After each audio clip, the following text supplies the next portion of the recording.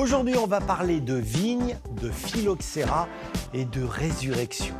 Direction la Corrèze, plus précisément les coteaux situés le long de la vallée de la Vézère.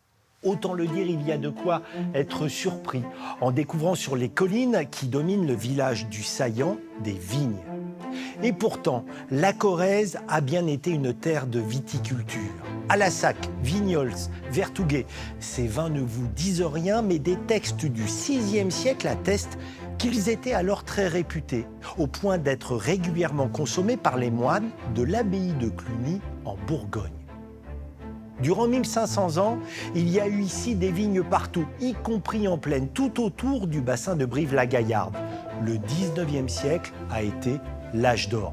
On comptait alors 17 000 hectares plantés en raisin, l'équivalent du vignoble de l'Alsace actuelle. En 1870, la crise du phylloxéra provoque une hécatombe. La quasi-totalité du vignoble corrézien disparaît. L'histoire aurait pu en rester là.